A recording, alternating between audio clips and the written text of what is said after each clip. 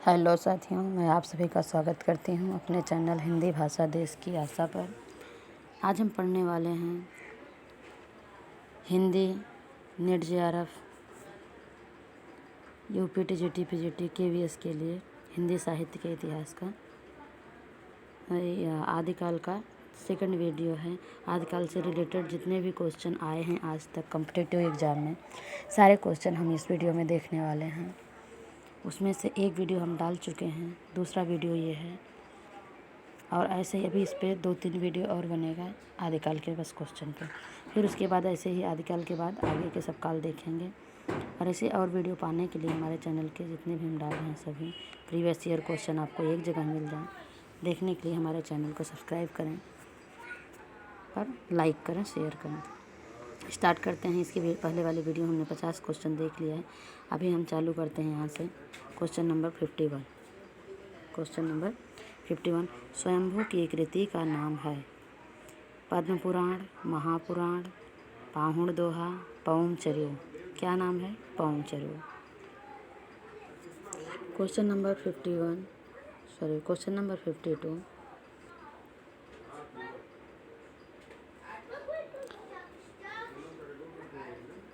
पौम चर्यो किसकी रचना है? अब्दुल रहमान की, विद्यापति की, स्वयंभू की, चंद्रवरदाई की। किसकी है? पौम चर्यो स्वयंभू की रचना है। क्वेश्चन नंबर 53 इनमें से किस ग्रंथ में लिखा है कि अग्नि परीक्षा के बाद सीता जैन धर्म में दीक्षित हो गई? महापुराण, परमात्मा प्रकाश, भविष्यत कहा, पौम चर्यो। किस में कहा गया है? पौम चर्यो में कहा गया है। किस में? पौम चर्यो में। व्याख्या देख लीजिए। पौम चर्यो स्वयंभू की चरित काव्य है। यहाँ 5 कांडों में विभक्त है। विद्याधर कांड, अयोध्या कांड, सुंदर कांड, युद्ध कांड और उत्तर कांड। स्वयंभू ने नारी के प्रति व्यवहार का वर्णन इस काव्य में किया है। नारी के प्रति पुरुष का दृष्टिकोण उस युग में कैसा था, यह काव्य में वर्णित अग्नि परीक्षा वाले प्रसंग से स्पष्ट हो जाता है। लंका विजय के पश्चात सीता को पुष्प विमान पर चढ़ाकर कौशल नगरी लाया जाता है। सीता के आगमन का एक और भव्य वातावरण और दूसरी ओर उस वातावरण में राम का ओछा व्यवहार। अग्नि परीक्षा से पूर्व सीता राम से कहती हैं कि आज मैं अपने अस्तित्व की पताका लहराऊंगी। यदि समर्थ हो तो मुझे जलाएं। यदि समर्थ हो तो मुझे जलाएं। जब मेरा मन शुद्ध है तो उस दिव्य शक्ति का क्या होगा? इस ग्रंथ में वर्णन है कि अग्नि परीक्षा के बाद सीता जैन धर्म में दीक्षित हो जाती हैं। आगे देखते हैं। ये हमारी ऊपर के क्वेश्चन की व्याख्या थी। क्वेश्चन नंबर 54 इनमें से कौन सा ग्रंथ लौकिक चरित काव्य माना गया है? भविष्यत कहा, योग सागर, परमात्म प्रकाश, पाहुण दोहा। तो भविष्यत कहा। इसकी भी व्याख्या देखते हैं। लोकप्रिय व्यक्तियों के चरित्र पर आधारित काव्यों के अतिरिक्त कई ऐसे चरित्र काव्य भी रचे गए हैं जिनमें कथानायक या तो काल्पनिक होता है अथवा किसी लोक कथा से लिया जाता था। इस श्रेणी में धनपाल द्वारा रचित भविष्यत कहा का नाम उल्लेखनीय है। तो भविष्यत कहा किसकी है? धनपाल की। क्वेश्चन नंबर 55 देखते हैं। अपभ्रंश का भभूति किसे माना जाता है? शालिभद्र सूरी को, पुष्पदंत को, कनकामर को, धनपाल को। किसे माना जाता है? पुष्पदंत को माना जाता है। किसे माना जाता है? पुष्पदंत को। अपभ्रंश का भभूति पुष्पदंत को माना जाता है। क्वेश्चन नंबर 56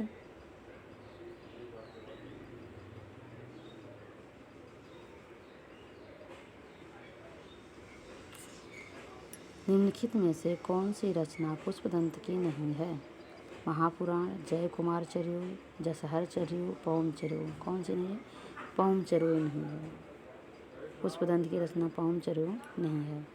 पवन चरु पुष्पदंत की रचना की नहीं बल्कि स्वयंभू की रचना है। इनकी दो अन्य रचनाएं रिठनेमी चरु तथा स्वयंभू छंद है। किसकी? स्वयंभू के। क्वेश्चन नंबर 57, कौन सी रचना स्वयंभू की नहीं है? पवन चरु, रिठनेमी चरु, स्वयंभू छंद, महापुराण। किसकी? स्वयंभू को। तो कौन सी नहीं होगी? महापुराण। अभी हमने ऊपर देखा कौन सी इनकी रचनाएं हैं, तो डी जो है महापुराण इनकी रचना नहीं है। किसकी रचना नहीं है? स्वयंभू की रचना नहीं है। क्वेश्चन नंबर 58, महापुराण के रचनाकार कौन हैं? अब्दुल रहमान, पुष्पदंत, धनपाल, स्वयंभू। महापुराण के रचनाकार कौन हैं? पुष्पदंत है। महापुराण के रचनाकार पुष्पदंत हैं। व्याख्या देख लीजिए।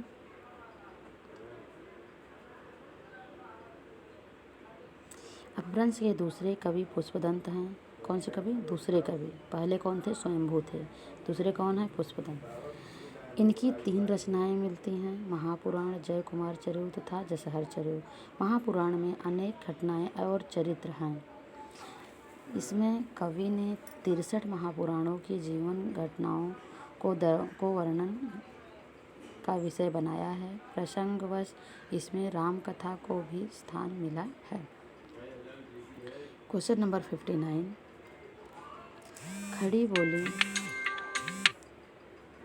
खड़ी बोली में सबसे पहले काव्य सृजन करने वाले कवि खड़ी बोली में अमीर खुसरो, सूरदास, तुलसीदास, इनमें से कोई नहीं। हमारे अमीर खुसरो जो हैं इन्हें ही माना जाता है कि खड़ी बोली के सबसे पहले रचनाकार हैं। अगला देखते हैं, इसकी व्याख्या देख लेते हैं। खड़ी बोली में सबसे पहले काव्य सृजन करने वाले कवि अमीर खुसरो हैं। इस भाषा का किस नाम हिंदवी से उल्लेख सबसे पहले उन्हीं की रचनाओं में मिलता है। हिंदवी के नाम से सबसे पहले अमीर खुसरो की रचनाओं में ही मिलता है। हालांकि वे फारसी के भी अपने समय के सबसे बड़े भारतीय कवि थे। मुकरी लिखने का सर्वप्रथम प्रयास उन्होंने किया था। अमीर खुसरो की प्रसिद्ध रचनाएं हैं खालिकबारी, पहेलियाँ, मुकरियाँ, दो सुखने तथा गज़ल इत्यादि। किसकी रचनाएं हैं? अमीर खुसरो की। क्वेश्चन नंबर 60, खड़ी बोली हिंदी में सर्वप्रथम रचना करने वाले कवि का नाम है क्या? जायसी, अमीर खुसरो, विद्यापति, भारतेंदु। अभी हमने ऊपर भी देखा कौन है? अमीर खुसरो जी।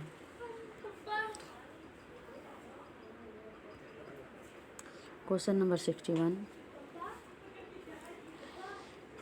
मुकरी लिखने का सर्वप्रथम प्रयास किस कवि ने किया था? स्वयंभू, जगनीक, अमीर खुसरो, कुंभनदास। किसने किया था? अमीर खुसरो ने ही किया था।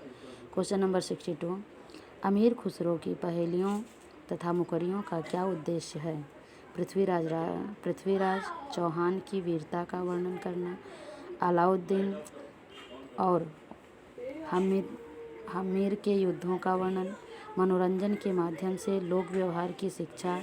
कोई उद्देश्य नहीं। तो कौन था? श्री जो है मनोरंजन के माध्यम से लोक व्यवहार का शिक्षा देने का।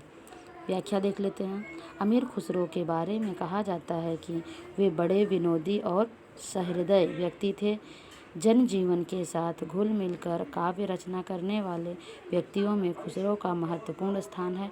उन्होंने जनता के मनोरंजन के लिए पहेलियाँ और मुकरियाँ लिखी थी। आदिकाल में खड़ी बोली को काव्य की भाषा बनाने वाले वे पहले कवि हैं। उनके द्वारा रचित ग्रंथों की संख्या 100 बताई जाती है, जिनमें अब 20-21 ही उपलब्ध हैं। अमीर खुसरो की रचनाएं 100 बताई जाती हैं, लेकिन उपलब्ध 20-21 ही हैं। क्वेश्चन नंबर 63, आदिकाल में पहेलियों एवं मुकरियों की रचना करने वाले कवि कौन थे? अमीर खुसरो थे। निम्नलिखित में से कौन शिलांकित कृति है? पाहुण दोहा, राउरवेल, प्राकृत पैगलम, वर्ण रत्नाकर। कौन सा है? राउरवेल जो है ये शिलाकृति है। शिल्प पहले पत्थरों पर लिखी गई थी। क्वेश्चन नंबर 64 की व्याख्या देखते हैं। शिलांकित कृति राउरवेल है। यह गद्य पद्य मिश्रित चंपू की प्राचीनतम हिंदी कृति है। चंपू किसे कहते हैं? जिसमें गद्य और पद्य दोनों मिला होता है। इसकी रचना राउर नायिका के नखशिख वर्णन के प्रारंभ में हुई। आरंभ में कवि ने राउरवेल के सौंदर्य का वर्णन गद्य में किया गया और फिर गद्य का प्रयोग किया गया। इस कृति के रचयिता रोड़ा नामक कवि को माना जाता है। राउरवेल से हिंदी के नखशिख वर्णन की श्रृंगार परंपरा आरंभ होती है। इसकी भाषा में हिंदी की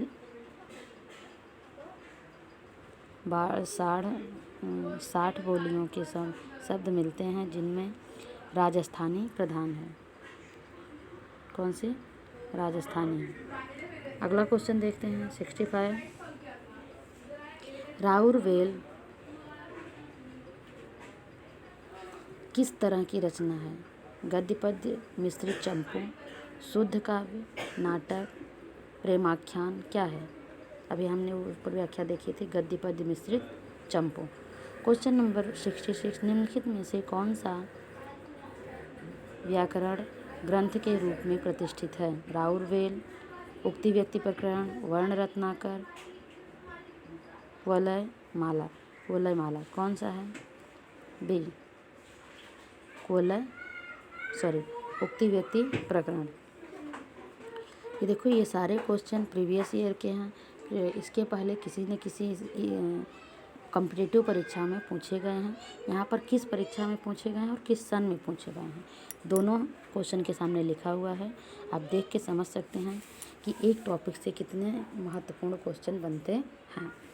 व्याख्या देखते हैं। उक्ति व्यक्ति प्रकरण व्याकरण के रूप में प्रतिष्ठित है। महाराज गोविंद चंद के सभा पंडित दामोदर शर्मा ने 12वीं शताब्दी में इस पुस्तक की रचना की थी। डॉक्टर हजारी प्रसाद द्विवेदी के शब्दों में उक्ति व्यक्ति प्रकरण एक अत्यंत महत्वपूर्ण ग्रंथ है।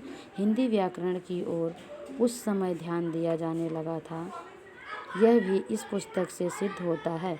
अन्य महत्वपूर्ण तथ्य, मैथिली हिंदी में रचित गद्य की पुस्तक वर्ण रत्नाकर डॉक्टर सुनीति कुमार चटर्जी और पंडित बबुआ मिश्र के संपादन में बंगाल एशियाटिक सोसाइटी से प्रकाशित हुई। क्वेश्चन नंबर 67, उक्ति व्यक्ति प्रकरण यह ग्रंथ है महाकाव्य, गद्य काव्य, छंद काव्य, व्याकरण क्या है? ये व्याकरण है। उक्ति व्यक्ति जो है प्रकरण जो है ये क्या है? व्याकरण है। क्वेश्चन नंबर 68, उक्ति व्यक्ति प्रकरण का रचना काल कौन सा है? दामोदर रचनाकार कौन सा है? दामोदर शर्मा, ज्योतिरीश्वर ठाकुर, हेमचंद, रोड़ा। कौन है?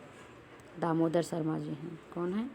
दामोदर शर्मा जी उक्ति व्यक्ति प्रकरण के रचनाकार हैं। दामोदर शर्मा जी। क्वेश्चन नंबर 69, निम्नलिखित में से कौन सी रचना व्याकरण ग्रंथ है? कीर्ति पताका, पर्याय, चर्यापद, उक्ति व्यक्ति प्रकरण।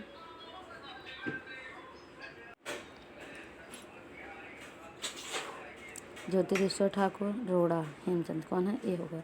हाँ, क्वेश्चन नंबर 69, निम्नलिखित में से कौन सी रचना व्याकरण ग्रंथ है? कीर्ति पताका, यथार्थपद, उक्ति व्यक्ति प्रकरण, वर्ण रत्नाकर। कौन सी है? उक्ति व्यक्ति प्रकरण जो है ये व्याकरण ग्रंथ है। अगला क्वेश्चन देखेंगे 70।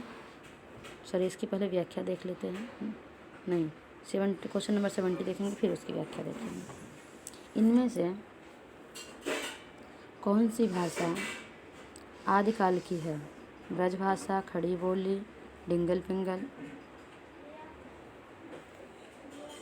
या बक्सी। कौन सी है? ब्रजभाषा। डॉक्टर नगेंद्र ने अपनी पुस्तक हिंदी साहित्य का इतिहास में लिखा है कि काव्य रचना की 2 अन्य महत्वपूर्ण शैलियों का भी आदिकाल में विकास हुआ, जिन्हें कुछ विद्वानों ने भाषा के नाम से ही अभिहित कर एक भ्रम पैदा कर दिया है। ये शैलियाँ हैं डिंगल तथा पिंगल। आदिकालीन हिंदी साहित्य में वीर रस की रचनाओं में डिंगल शैली का प्रयोग होता था तथा कोमल भावों की अभिव्यक्ति पिंगल शैली में की जाती थी। जब कवि डिंगल शैली का प्रयोग करता था तो वह हिंदी बोलियों के कर्कश शब्दों का अपनाता था, किंतु पिंगल शैली में प्रयोग में धीरे धीरे कोमल शब्दावली का विकास हो रहा था। डिंगल की कर्कश शब्दावली सीमित थी, अतः इस शैली के साहित्य का अधिक विस्तार न हो सका। पिंगल शैली लोकप्रिय होती चली गई। ये उसका ब्रज भाषा में पिंगल विगलन हो गया। जो लोग डिंगल को राजस्थानी भाषा का पर्याय मानते हैं वे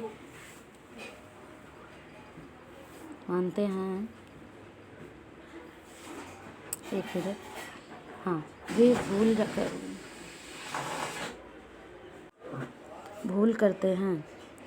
वस्तुतः राजस्थान के आदिकालीन साहित्य की भाषा हिंदी की ये दोनों ही शैलियाँ चारणों भाटों द्वारा प्रयुक्त होती थी तथा भक्तिकाल और रीतिकाल में भी उनके प्रयोग की वह क्षीण परंपरा चलती रही। इस आधार पर यह कहा जा सकता है कि आदिकाल की भाषा ब्रज भाषा है। खड़ी बोली आधुनिक काल की तथा अवधि मध्यकाल की भाषा है। क्वेश्चन नंबर 71, चारण साहित्य का किस साहित्य का दूसरा नाम है? चारण साहित्य किस साहित्य का दूसरा नाम है? सिद्ध साहित्य का, नाथ साहित्य का, जैन साहित्य का या रासो साहित्य का? किसका नाम है? रासो साहित्य का। वही चारण साहित्य भी कहते हैं। अगला देखते हैं, इसकी व्याख्या देख लेते हैं पहले। डॉक्टर ग्रियर्सन एवं राम कुमार वर्मा ने हिंदी साहित्य के प्रथम काल को चारण काल का नाम दिया है। किसने दिया है? ग्रियर्सन ने। इस काल में राजाश्रित कवि अपने आश्रयदाता राजाओं के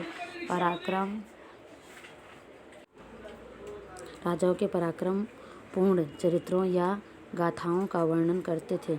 यही प्रबंध परंपरा रासों के नाम से जानी जाती है, जिसे लक्ष्य करके इस काल को वीरगाथा काल भी कहा गया है। आचार्य रामचंद्र शुक्ल ने इस काल की 12 रचनाओं का उल्लेख किया है, जो रासो साहित्य के नाम से भी जानी जाती है। इनमें प्रमुख हैं विजयपाल रासो, नल्हसिंह कृत हम्मीर रासो, सारंगधर कृत खुमाड़ रासो, दलपति विजय कृत विशलदेव रासो, नरपति नाल कृत पृथ्वीराज रासो, चंद्रवरदायी कृत परमाल रासो, जगनिक कृत। ये इन रचनाओं के आधार पर ही इसका नाम वीरगाथा काल रखा था शुक्ल जी ने। अगला क्वेश्चन देखते हैं, क्वेश्चन नंबर 72। इसके कुछ महत्वपूर्ण तथ्य भी देख लेते हैं। ये देखिए महत्वपूर्ण तथ्य क्या हैं। सिद्ध साहित्य के इतिहास में 84 सिद्धों का उल्लेख मिलता है। सरहपा, सबरपा, लुइपा, विरूपा, डोम्बिपा, कंढप्पा, कोकुरिपा आदि सिद्ध कवि थे। दूसरा पॉइंट है, नाथपंथी योगी अलख जगाते हैं। नाथपंथी जिन ग्रंथों को प्रमाण मानते हैं उनमें सबसे प्राचीन हठ योग संबंधी ग्रंथ शेरठ, रोहिता और शिव संहिता है। तीसरा पॉइंट है, गोरखनाथ द्वारा रचित प्रमुख कृतियाँ हठ योग, गोरखनाथ ज्ञानकृत, गोरक्ष कल्प आदि हैं। अगला पॉइंट है, जैन साहित्य प्राकृत एवं संस्कृत भाषा में मिलते हैं। जैन साहित्य जिसे आगम कहा जाता है, इनकी संख्या 12 बताई जाती है। क्वेश्चन नंबर 72, निम्नलिखित में से कौन 84 सिद्धों में नहीं है? विरूपा, कंढप्पा, सारंगधर, कुक्कुरिपा। कौन नहीं है?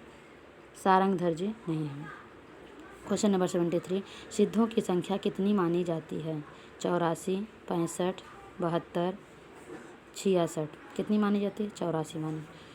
सिद्धों की संख्या 84 मानी जाती है। क्वेश्चन नंबर 74, आदिकाल में किस प्रकार का साहित्य लिखा जा रहा था? जनजीवन से हटकर राजाओं की वीरता का अतिरंजित वर्णन। बी. कृष्ण भक्ति पर आधारित काव्य। सी. निर्गुण की उपासना। डी. उपर्युक्त किसी प्रकार का नहीं। तो क्या था? ए.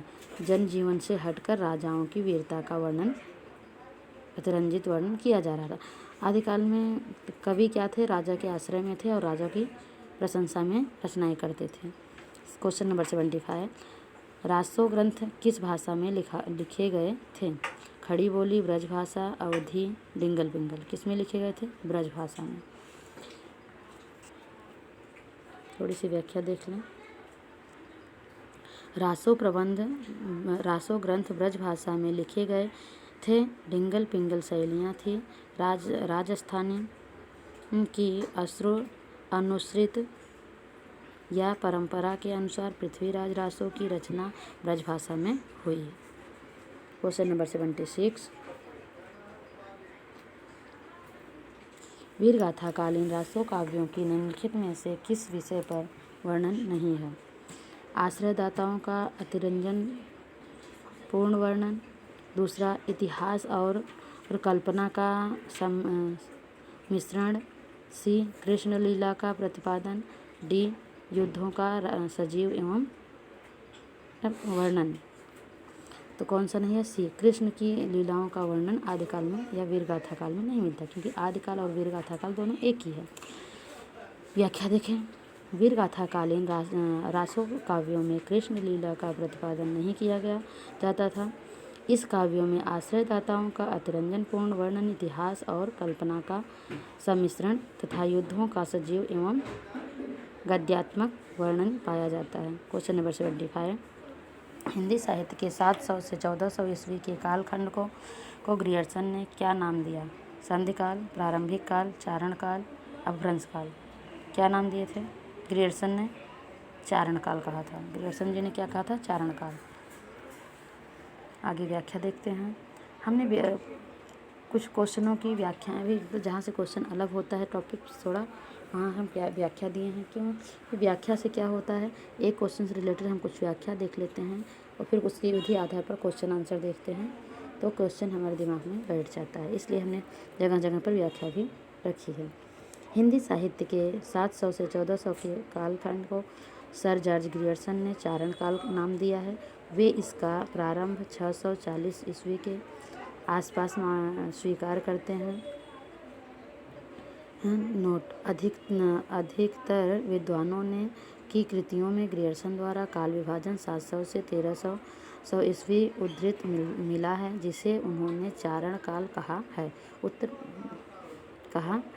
क्वेश्चन नंबर 78, विसल देव रासो में किस शैली का प्रयोग किया गया है? श्रृंगारिक, आख्यान, गेय, प्रबंध। किसका किया गया है? गेय का। व्याख्या देख लो। विसल देव रासो मूलतः गेय काव्य था। गेय मतलब गाने का, जो गाया जाता था। अतः इसके रूप में परिवर्तन होता रहा। यह प्रेम एवं श्रृंगार से परिपूर्ण काव्य है, जिसमें भोज परंपरा की पुत्री राजमती और अजमेर के चौहान राजा विसल देव तृतीय के विवाह, वियोग एवं पुनर्मिलन की कथा सरस शैली में प्रस्तुत की गई है। इस ग्रंथ की रचना नरपति नाल ने 1155 ईस्वी में की थी। विसल देव रासो आदिकाल की एक श्रेष्ठ काव्य कृति है। विसल देव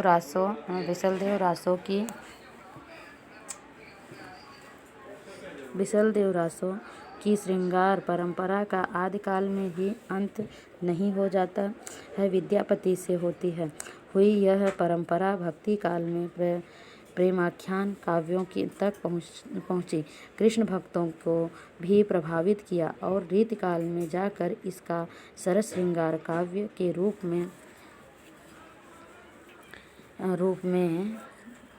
चरम विकास हुआ। विसल देव रासो में हिंदी काव्य में प्रयुक्त होने वाला 12मासा वर्णन सबसे पहले मिलता है। ये जो विसल देव रासो पहले गाई जाती थी, तो गाने वाली चीज़ों में परिवर्तन होता रहता है। इसलिए इसमें जगह जगह परिवर्तन दिखाई देता है, लेकिन वो हर काल में थोड़ी बदलती हुई नज़र आई है। क्वेश्चन नंबर 79, बिसल देव रासो के रचना काल हैं कौन है? नरपति नाल हैं, चंद्रवरदायी हैं, धनपाल हैं, जगनिक हैं। तो कौन है? नरपति नाल जी हैं। बिसल देव की रचना किसने की थी? नरपति नाल ने। क्वेश्चन नंबर 80, बिसल देव रासो में बिसल देव की पत्नी कौन है? राजमती, रूपमती, नागमती, ज्ञानमती। कौन थी? राजमती थी। अभी इसके पहले हमने व्याख्या में देखा। क्वेश्चन नंबर 81, बिसल देव रासो के रचयिता चंद्रवरदायी, जगनिक, नरपति नाल, स्वयंभू कौन है? नरपति नाल जी हैं। क्वेश्चन नंबर 82, बिसल देव रासो के रचयिता कौन है? नरपति नाल जी हैं। कौन है? नरपति नाल जी हैं। क्वेश्चन नंबर 83, निम्नलिखित रासो ग्रंथों में कौन सा काव्य एक प्रेम काव्य या श्रृंगार काव्य है? बिसल देव रासो, परमाल रासो, पृथ्वीराज रासो, जय मयंक चंद्रिका, जस चंद्रिका। कौन है? बिसल देव रासो है। कौन है? बिसल देव रासो। क्वेश्चन नंबर 84, निम्नलिखित में से किस रासो काव्य का मूल वर्ण विषय वीर रस न होकर श्रृंगार रस है? खुमार रासो, पृथ्वीराज रासो, बिसल देव रासो, परमाल रासो। बिसल देव रासो ऐसी है जो श्रृंगार एक मानी जाती है, इसमें वीरता कम दिखाई देती है। क्वेश्चन नंबर 85,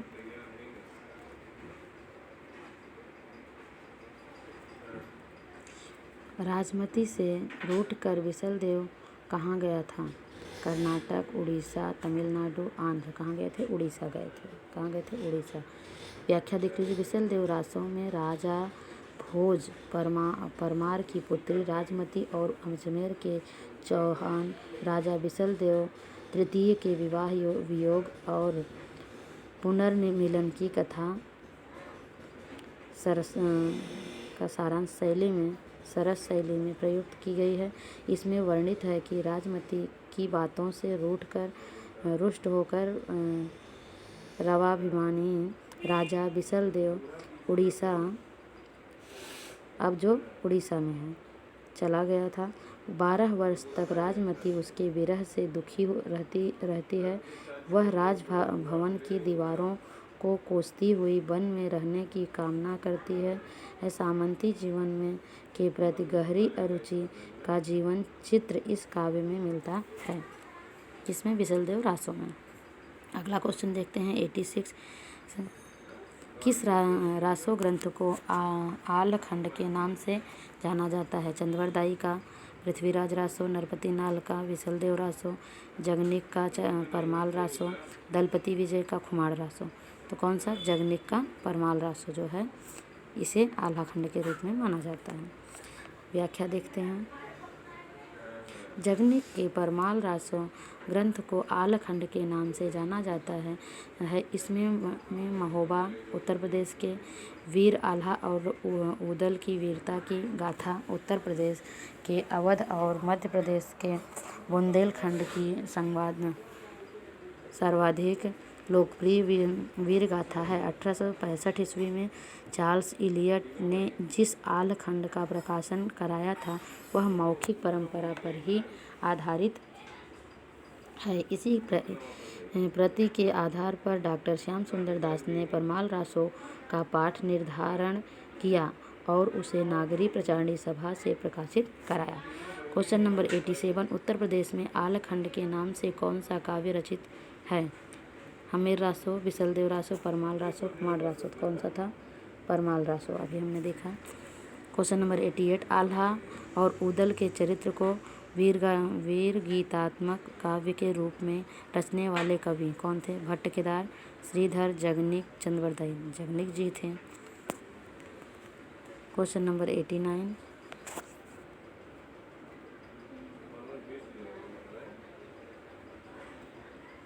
आलखंड नामक काव्य ग्रंथ का दूसरा नाम खुमार रासो, विजयपाल रासो, हमीर रासो, परमाल रासो क्या था? परमाल था। किसका? आलखंड कहो या परमाल कहो, दोनों एक ही रचना है। क्वेश्चन नंबर 90, आलखंड का दूसरा नाम परमाल रासो, खुमार रासो, बिसल देव रासो, हमीर रासो क्या नाम था? परमाल रासो था। परमाल परायमाल। क्वेश्चन नंबर 91, परमाल रासो काव्य कृति के कवि का नाम। नल्ल सिंह, जगनिक, हेमचंद्र, सारंगधर। जगनिक। यहाँ पर आप ट्रिक भी लगा सकते हैं याद रखने के लिए। परमाल, पर मतलब दूसरे के माल को चुराने के लिए, जगनिक मतलब जागना पड़ता है। इसके रचनाकार कौन है? जगनिक जी हैं। क्वेश्चन नंबर 92, आल्हा और ऊदल नामक दो वीर सरदारों की वीरतापूर्ण लड़ाइयों का वर्णन मिलता है परमाल रासों में, पृथ्वीराज रासों में, खुमाड़ रासों में, हम्मीर रासों में। किसमें मिलता है? परमाल रासों में। क्वेश्चन नंबर 93, इस वीडियो में हम 100 तक देखेंगे क्वेश्चन, फिर अगले वीडियो में हम लेकर आएंगे आदिकाल से रिलेटेड संबंधित कम से कम हमारा 3 से 4 वीडियो है जो आदिकाल पे के क्वेश्चन प्रीवियस ईयर किसी भी एग्जाम में आए हुए हैं। 3 से 4 वीडियो में हम क्लियर करेंगे। क्वेश्चन नंबर 93 देखते हैं। कवि जगनिक की रचना का नाम। खुमाड़ रासो, मृगावती, आल्हखंड, पद्मावती। क्या है? आल्हखंड। क्या है? आल्हखंड है। क्वेश्चन नंबर 94, परमाल रासों के लेखक। चंद्रवरदाई, जगनिक, नरपति नाल, इनमें से कोई नहीं। कौन है? जगनिक जी हैं।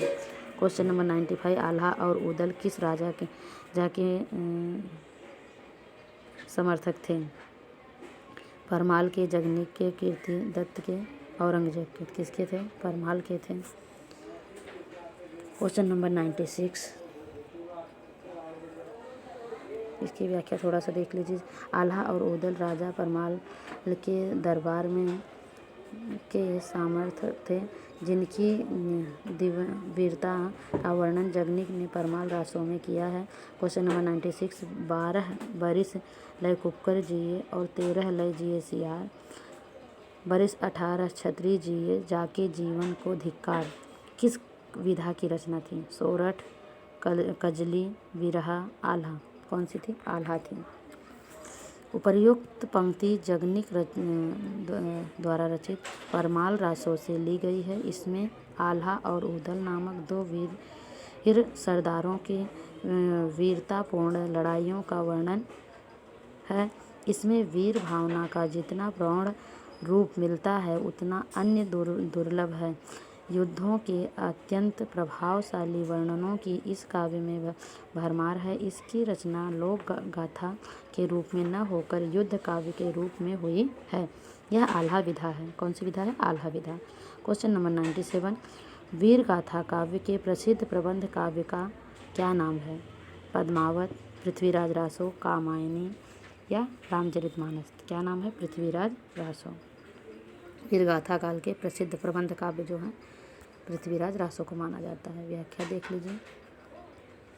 वीर गाथा काल की प्रसिद्ध प्रबंध काव्य पृथ्वीराज रासो है, जिसे आचार्य रामचंद्र शुक्ल ने हिंदी का प्रथम महाकाव्य तथा इसके रचयिता चंद्रवरदाई को हिंदी का प्रथम कवि माना है।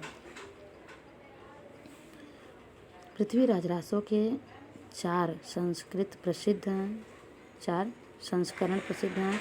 सबसे बड़े संस्करण का प्रकाशन नागरी प्रचारणी सभा काशी से हुआ। इसकी हस्तलिपि लिखित प्रतियां उदयपुर के संग्रहालय में सुरक्षित हैं। सभा ने 1585 ईस्वी में लिखित प्रति के आधार पर रासों का संपादन कराया था। इस संस्करण में 59 समय या खंड कह सकते हैं का 16,306 छंद हैं। द्वितीय रूप में उपलब्ध पृथ्वीराज रासो 7,000 छंदों का काव्य माना जाता है। इसका प्रकाशन नहीं हुआ, किंतु अबोहर एवं बीकानेर में इसकी प्रतियां सुरक्षित हैं, जो 17वीं शताब्दी ईस्वी में लिखी गई है। तीसरा लघु संस्करण 3,500 छंदों का है, जिसमें 19 समय या खंड है। इस संस्करण की हस्तलिखित प्रतियां भी बीकानेर में सुरक्षित हैं। चौथा संस्करण सबसे छोटा है, जिसमें केवल 1300 छंद हैं। इसी को डॉक्टर दशरथ शर्मा सहित कुछ विद्वान मूल रासो मानते हैं। हजारी प्रसाद द्विवेदी ने पृथ्वीराज रासो को सुखी संवाद के रूप में रचित माना है। किसने? हजारी प्रसाद द्विवेदी ने। चंद्रवरदाई महाराज पृथ्वीराज चौहान के दरबारी कवि थे। इनको चंद्रवरदाई जी इनको भाषा को भाषा शास्त्रियों ने पिंगल कहा है। इसमें महाराज पृथ्वीराज व उनकी प्रेमिका संयोगिता के परिणय तथा युद्ध का वर्णन है। चंद्रवरदायी पृथ्वीराज के राजकवि ही नहीं, उनके सखा और सामंत भी थे तथा षड्भाषा, व्याकरण, काव्य साहित्य, छंद शास्त्र, ज्योतिष, पुराण, नाटक आदि अनेक विधाओं में पारंगत थे। आगे देखते हैं।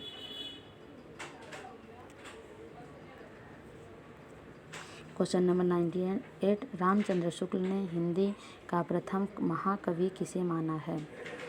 विद्यापति को, गोरखनाथ को, चंद्रवरदायी को, अमीर खुश को। किसे माना है? चंद्रवरदायी को। चंद्रवरदायी कौन है? पृथ्वीराज रासो के रचनाकार। क्वेश्चन नंबर 99, पृथ्वीराज रासो को हिंदी का प्रथम महाकाव्य कहने वाले आलोचक कौन हैं? रामचंद्र शुक्ल जी हैं। क्वेश्चन नंबर 100, पृथ्वीराज रासो महाकाव्य के रचयिता हैं कौन है? हेमचंद, परमाल, चंद्रवरदायी, अमीर खुसरो। कौन है? चंद्रवरदायी जी हैं। क्वेश्चन नंबर 101, पृथ्वीराज रासो के रचयिता कौन है? चंद्रवरदायी, जगन्निक, मधुकर, नरपतिनाल। कौन है? पृथ्वीराज रासो के कवि कौन है? विशलदेव रासो, चंद्रवरदायी हैं। क्वेश्चन नंबर 103, पृथ्वीराज रासो के रचयिता का नाम बताइए। कौन थे? चंद्रवरदायी थे। क्वेश्चन नंबर 104, चंद्रवरदायी किसके दरबारी कवि थे? महाराज हमीर के, महाराज बीरबल के। अगला पॉइंट देख लो, महाराणा प्रताप के या महाराज पृथ्वीराज चौहान के। किसके थे? पृथ्वीराज चौहान के थे। अगला क्वेश्चन देखते हैं 105, पृथ्वीराज रासो किस कवि की रचना है? चंद्रवरदायी की है। अगला क्वेश्चन 106, हिंदी का प्रथम महाकाव्य किस रचना को माना जाता है? पृथ्वीराज रासो को माना जाता है। क्वेश्चन नंबर 107, पृथ्वीराज किसके प्रति अनुरक्त था? पद्मिनी, कमलिनी, संयोगिता, चंद्रिका। किसके? संयोगिता के प्रति। पृथ्वीराज राज कन्नौज के राजा जयचंद्र की पुत्री संयोगिता के प्रति अनुरक्त थे। संयोगिता भी पृथ्वीराज पर अनुरक्त थी। पृथ्वीराज के बढ़ते हुए उत्कर्ष को जयचंद्र सहन न कर सका और मन ही मन द्वेष भाव रखने लगा। पृथ्वीराज को नीचा दिखाने के लिए जयचंद्र ने उनकी मूर्ति द्वार पर लगवा दी और संयोगिता के स्वयंवर की घोषणा की। संयोगिता ने मूर्ति स्वरूप पृथ्वीराज के गले में वरमाला डाल दी। उसी समय पृथ्वीराज आए और संयोगिता को घोड़े पर बिठाकर दिल्ली ले गए। क्वेश्चन नंबर 108, पृथ्वीराज रासो में पृथ्वीराज के पिता कौन हैं? राजेश्वर, सोमेश्वर, समर सिंह, अनंगपाल। कौन है? सोमेश्वर हैं। कौन है? सोमेश्वर। पृथ्वीराज रासो परमाल रासो तथा बलभद्र विलास नामक ग्रंथों से ज्ञात होता है कि ये हस्तिनापुर दिल्ली के राजा अनंगपाल तोमर का राजा से युद्ध हुआ। अजमेर के राजा सोमेश्वर पृथ्वीराज चौहान के पिता ने राजा अनंगपाल की सहायता की। तब अनंगपाल ने अपनी पुत्री इंद्रावती का विवाह राजा सोमेश्वर से करा के उनका एहसान चुकाया। रानी इंद्रावती का ही एक नाम कमला भी था। इस वीडियो को हम यहीं पर समाप्त करते हैं। अगले वीडियो में हम और 50 क्वेश्चन लेके आएंगे जो आदिकाल से ही रिलेटेड है और प्रीवियस ईयर किसी न किसी एग्ज़ाम में आया हुआ है और व्याख्या के साथ लेके आएंगे। इसके बाद हम अगला काल चालू करेंगे। अभी हम इस वीडियो को यहीं पर समाप्त करते हैं। धन्यवाद।